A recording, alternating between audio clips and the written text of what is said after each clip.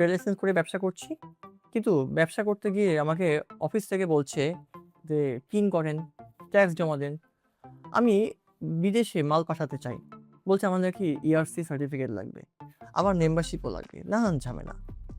হরহামেশাই শুনি যে এই লাগবে, সেই লাগবে, কি লাগবে, কি লাগবে না। এরকম নানান কিছু লাগে আপনার ব্যবসার লিগ্যাল ডকুমেন্টেশন কমপ্লায়েন্স মেইনটেইন না করলে।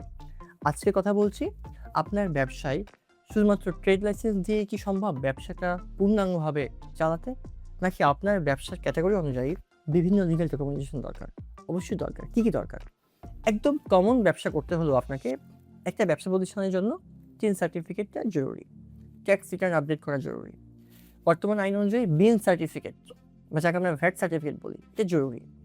বিন সার্টিফিকেট করলে আপনাকে time to time VAT return জমা দেওয়াটা জরুরি। আপনি যদি ইম্পোর্ট কিংবা এক্সপোর্ট করতে চান, তাহলে তখন আপনাকে আবার IRC বা ERC লাইসেন্স করতে হবে। ওইটা করার জন্য আপনাকে আবার একটা চেম্বার অফ কমার্সের মেম্বারশিপ নিতে হবে।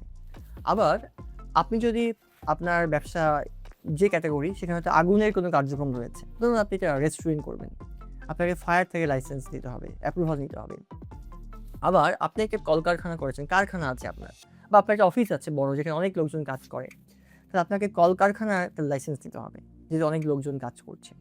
আবার আপনার অফিসে 100 জন বা তার চেয়ে বেশি কর্মচারীরা কাজ করে, আপনাকে লেবার লয়ের অধীনে আপনাকে কিছু কমপ্লায়েন্স মেনটেন করতে হবে।